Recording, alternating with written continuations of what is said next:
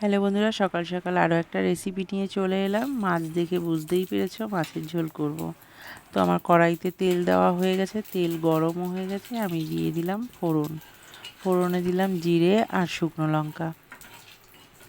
জিরে আর শুকনো লঙ্কাটা একটু লাল লাল হয়ে গেছে। এবার আমি দিয়ে দিচ্ছি টমেটোটা একটু আমি লাল লাল করে ভেজে নেব। ভেজে নিয়ে তারপরে আমি মশলা দেবো, যাতে টমেটোটা একটু নরম হয়ে যায়। তো আমার টমেটোটা একটু ভেজে নেওয়া হয়ে গেছে। এবার আমি দিয়ে দেবো একটু জিরে, আদা, টমেটো, কাঁচা লঙ্কা একসাথে আমি পেস্ট করে রেখেছিলাম। 2 চামচ দিয়ে দিলাম মশলা, দিয়ে দিচ্ছি নুন আর দিয়ে দিলাম হলুদ। আর এর সাথে দেবো সামান্য পরিমাণে একটু শুকনো লঙ্কার গুঁড়ি। এই সামান্য মশলাতেই আমি আজকে আমার মাছের ঝোলটা রান্না করব। আমি মাছে পেঁয়াজ রসুন খুব কম ইউজ করি। জিরে আদা বাটা দিয়েই আমি মাছের ঝোল বেশিরভাগটাই করি। আর এই পাতলা ঝোলটা আমার ঘরের সবাই খেতে খুব ভালোবাসে।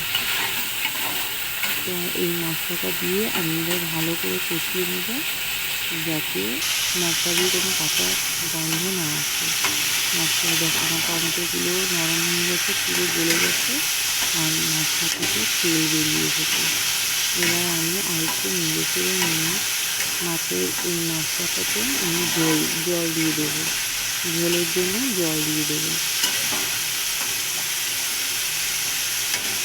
মশলাটা প্রায় ভাজা হয়ে গেছে, মশলা থেকে তেলও বেরিয়ে এসেছে দেখো।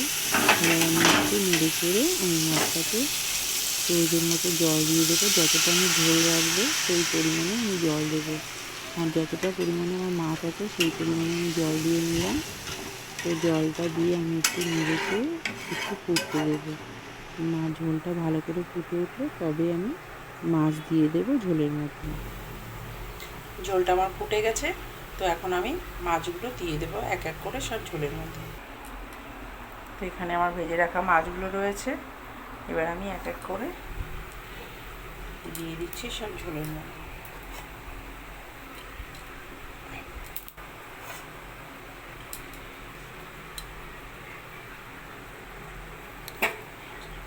সব মাছ কটা আমার ঝোলে দেওয়া হয়ে গেছে। এবার ফুটে উঠলে ভালো করে তারপরে আমি নামাবো।